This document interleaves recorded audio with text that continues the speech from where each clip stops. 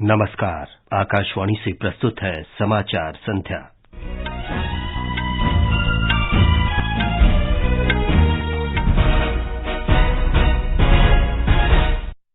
केंद्रीय गृह मंत्री अमित शाह ने आगामी मॉनसून में बाढ़ प्रबंधन की सभी तैयारियों की समीक्षा के लिए उच्च स्तरीय बैठक की। प्रधानमंत्री नरेंद्र मोदी कल गोवा की पहली वंदे भारत रेलगाड़ी को रवाना करेंगे। रक्षा मंत्री राजनाथ सिंह ने कहा, सरकार ने आत्मनिर्भरता को प्रोत्साहन देकर रक्षा क्षेत्र में बड़े बदलाव किए। कर्नाटका मंत्रिमंडल ने इस वित्त वर्ष में सभी चुनावी 5 गारंटियों को लागू करने का फैसला किया। और थाईलैंड ओपन बैडमिंटन टूर्नामेंट में भारत के लक्ष्य सेन सेमीफाइनल में पहुंचे। समाचार संध्या के साथ मैं विमलेंदु पांडे। गृह मंत्री अमित शाह ने आगामी मॉनसून में बाढ़ प्रबंधन की समग्र तैयारियों की समीक्षा के लिए आज नई दिल्ली में उच्च स्तरीय बैठक की। श्री शाह ने देश में बाढ़ की समस्याओं को कम करने के लिए एक व्यापक नीति तैयार करने के लिए दीर्घकालिक उपायों की भी समीक्षा की। उन्होंने कहा कि प्रधानमंत्री नरेंद्र मोदी के नेतृत्व में आपदा के दौरान जानमाल के नुकसान में कमी के प्रयास किए जा रहे हैं। उन्होंने कहा कि वर्तमान में मौसम विज्ञान विभाग और केंद्रीय जल आयोग 5 दिनों के लिए वर्षा और बाढ़ का पूर्वानुमान दे रहे हैं। गृह मंत्री ने कहा कि इसे अगले मॉनसून तक 7 दिनों के पूर्वानुमान तक बढ़ाया जाएगा। श्री शाह ने अगले वर्ष मार्च तक एक व्यापक सॉफ्टवेयर विकसित करने का निर्देश दिया। गृह मंत्री ने अधिकारियों को देश के प्रमुख जल ग्रहण क्षेत्रों में बाढ़ के पूर्वानुमान और जल स्तर में वृद्धि की स्थायी प्रणाली बनाने के लिए केंद्र और राज्य एजेंसियों के बीच समन्वय को और मजबूत करने का निर्देश दिया। उन्होंने कहा कि वर्तमान मौसम में नदी के स्तर की निगरानी प्रति घंटे के आधार पर की जानी चाहिए। श्री शाह ने सभी संबंधित पक्षों से बाढ़ से पूर्व तटबंधों की निगरानी, निकासी और अस्थायी आश्रयों सहित उचित उपाय करने को कहा। प्रधानमंत्री कल वीडियो कॉन्फ्रेंस के माध्यम से गोवा की पहली वंदे भारत रेलगाड़ी को रवाना करेंगे। ये रेलगाड़ी मुंबई के छत्रपति शिवाजी टर्मिनस से गोवा के मडगांव स्टेशन के बीच चलेगी। इसमें 7.5 घंटे का समय लगेगा। विश्व स्तर की सुविधाओं और कवच तकनीक सहित उन्नत सुरक्षा से लैस स्वदेश निर्मित रेलगाड़ी से दोनों राज्यों में पर्यटन को भी बढ़ावा मिलेगा। रक्षा मंत्री राजनाथ सिंह ने कहा है कि सरकार ने आत्मनिर्भरता को प्रोत्साहन देकर रक्षा के क्षेत्र में बड़े बदलाव किए हैं। नई दिल्ली में एक कार्यक्रम में उन्होंने कहा कि सरकार ने भारतीय सेनाओं के उपयोग के लिए अत्याधुनिक हथियारों के निर्माण पर बल दिया है। श्री सिंह ने कहा कि देश का घरेलू रक्षा उत्पादन हाल ही में 1 लाख करोड़ रुपए से अधिक हो गया है। उन्होंने कहा कि एक मजबूत सेना न केवल सीमाओं की सुरक्षा करती है, बल्कि किसी देश की संस्कृति और अर्थव्यवस्था की भी रक्षा करती है। रक्षा मंत्री ने कहा कि सरकार वर्ष 2047 तक विकसित भारत के निर्माण के लिए काम कर रही है। श्री सिंह ने अर्थव्यवस्था, रक्षा, शिक्षा, शासन और महिला सशक्तिकरण के क्षेत्र में किए गए उपायों पर भी प्रकाश डाला। रक्षा मंत्री ने भारत को उभरती हुई महाशक्ति बताते हुए कहा कि सरकार ने कर ढांचे में बड़ा बदलाव कर देश में व्यापार को सुगम बनाया है। उन्होंने कहा कि पिछले वित्त वर्ष में रिकॉर्ड कर संग्रह हुआ और विदेशी निवेशक भारत को निवेश के लिए एक आकर्षक देश के रूप में भी देख रहे हैं। मणिपुर में विभिन्न स्थानों पर लगभग 140 हथियार जमा किए गए हैं। केंद्रीय गृह मंत्री अमित शाह ने मणिपुर दौरे के कल अंतिम दिन लोगों से हथियार और गोली बारूद मणिपुर पुलिस को सौंपने की अपील की थी। श्री शाह ने लोगों से कहा था कि उन्हें हथियार पुलिस को सौंप देने चाहिए। पुलिस की छानबीन के दौरान हथियार रखने वालों के खिलाफ सख्त कार्रवाई की जाएगी। ये समाचार हमारी वेबसाइट newsonair.com/हिंदी और हमारे mobile app news on AIR पर भी उपलब्ध हैं। हमारा धर्म देश की सेवा है, हमारा कर्म देशवासियों की रक्षा करना है। हम अपनी जिम्मेवारी शान से निभाते हैं। हम है भारतीय वायुसेना। भारतीय वायुसेना में आप भी शामिल होइए। भर्ती आरंभ होने की तारीख 1 जून 2023 से 30 जून 2023 है और ऑनलाइन आवेदन करने के लिए careerindianairforce.cdap.in पर लॉगिन करें। समाचार संध्या में आपका फिर स्वागत है।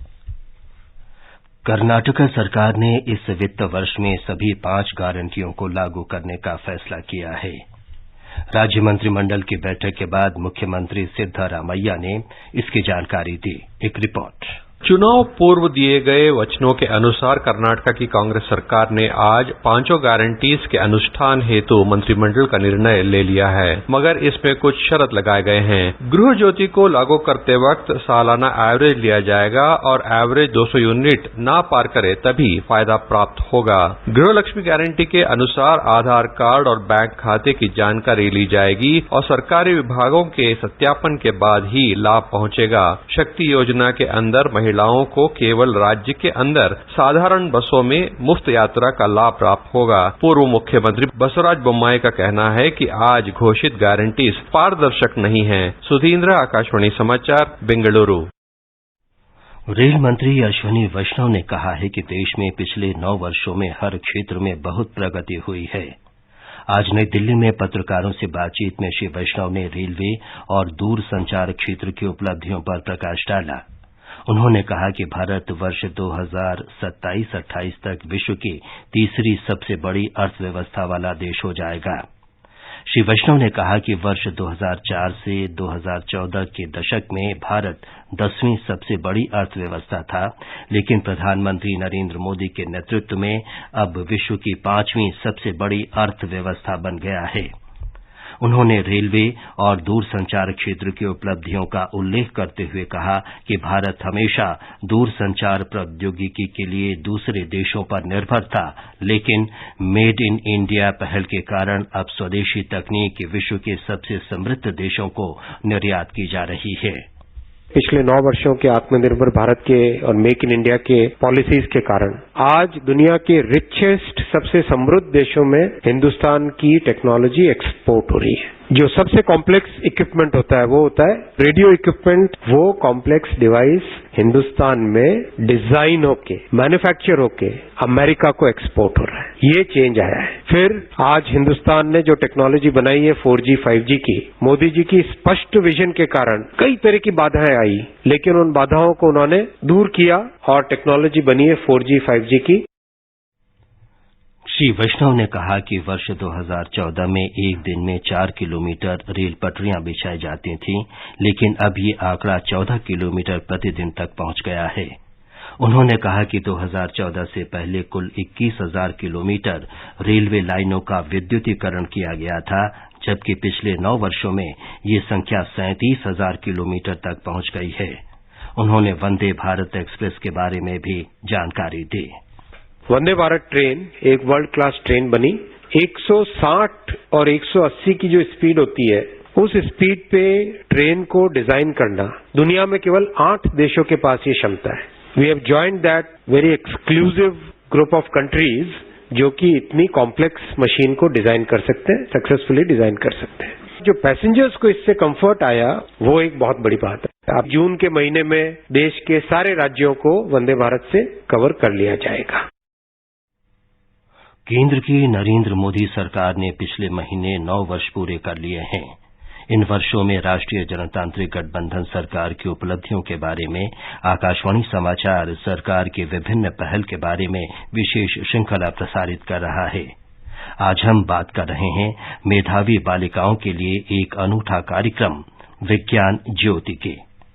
विज्ञान और प्रौद्योगिकी विभाग ने मेधावी बालिकाओं के लिए एक अनूठा कार्यक्रम विज्ञान ज्योति शुरू किया है। इसका उद्देश्य देश में विज्ञान, प्रौद्योगिकी, इंजीनियरिंग और गणित STEM के विभिन्न क्षेत्रों में महिलाओं के कम प्रतिनिधित्व की समस्या समाप्त करना है। विज्ञान ज्योति ने स्कूली स्तर पर यानी कक्षा 9 से ही सहायता और हस्तक्षेप की परिकल्पना की है। ये योजना लड़कियों को STEM के कम प्रतिनिधित्व वाले क्षेत्रों में करियर बनाने के लिए प्रोत्साहित करने के लिए PhD स्तर तक जारी रहेगी। रहेगी। भारतीय प्रौद्योगिकी संस्थान बम्बई ने हाल ही में महाराष्ट्र, बिहार और ओडिशा के ग्रामीण हिस्सों की 160 बालिकाओं के लिए इस तरह का एक सप्ताह का कार्यक्रम आयोजित किया था। कार्यक्रम के संयोजक प्रोफेसर राजेश जिले ने आकाशवाणी समाचार के साथ इस बारे में और अधिक जानकारी साझा की। During this program, we had about 160 girls from all over India, from rural parts, spent about a week with us at IIT Bombay. They stayed in the hostel. Morning sessions, they were interacting with Winspirers. Winspirers are women inspirers who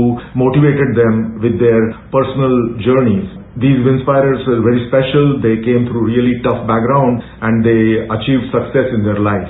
बालिकाओं द्वारा उपयोग की जाने वाली सभी kit मूल विद्यालय को प्रदान की जाती हैं ताकि बालिकाएं स्थानीय प्रभाव पैदा कर सकें। इस कार्यक्रम की दीर्घकालिक सफलता सुनिश्चित करने के लिए आईआईटी बम्बई के विद्यार्थी इन बालिकाओं को वर्चुअल माध्यम से परामर्श देंगे। प्रत्येक तिमाही में विद्यार्थियों, शिक्षकों और अभिभावकों के साथ एक ऑनलाइन बैठक भी आयोजित की जाएगी। मुंबई से जीवन भवसार की रिपोर्ट के साथ नई दिल्ली से मैं मुकेश कुमार। ये समाचार हमारी वेबसाइट newsonair.com/हिंदी और हमारे mobile app news on AIR पर भी उपलब्ध हैं। ये आकाशवाणी है। लक्ष्य सेन ने थाईलैंड ओपन बैडमिंटन टूर्नामेंट के सेमीफाइनल में प्रवेश कर लिया है। पुरुष सिंगल्स के क्वार्टर फाइनल में लक्ष्य ने मलेशिया के लियोन जुनहाओ को 21-19, 21-11 से हराया। सेमीफाइनल में सेन का सामना थाईलैंड के कुलनावुत वितिदिदर्शन से होगा। किरण जॉर्ज को क्वार्टर फाइनल में फ्रांस के टोमा जूनियर पोपोव से हार का सामना करना पड़ा। तीसरे खेलो इंडिया यूनिवर्सिटी गेम्स का समापन समारोह कल वाराणसी के टेक्नो स्टेडियम में आयोजित किया जाएगा। उत्तर प्रदेश के मुख्यमंत्री योगी आदित्यनाथ, केंद्रीय खेल मंत्री अनुराग सिंह ठाकुर और खेल राज्य मंत्री निशित प्रामाणिक समापन समारोह में भाग लेंगे। राष्ट्रपति द्रौपदी मुर्मू 4 से 9 जून तक सूरीनाम और सर्बिया की यात्रा पर रहेंगे। यात्रा के पहले चरण में राष्ट्रपति सूरीनाम जाएंगे। राष्ट्रपति बनने के बाद वे पहली बार इन देशों में जा रही हैं। विदेश मंत्रालय में सचिव सौरभ कुमार ने बताया कि सूरीनाम की यात्रा का ऐतिहासिक महत्व है। यात्रा के दूसरे चरण में राष्ट्रपति अलेक्जेंडर वुसिच के निमंत्रण पर 7 से 9 जून तक सर्बिया की यात्रा पर रहेंगे।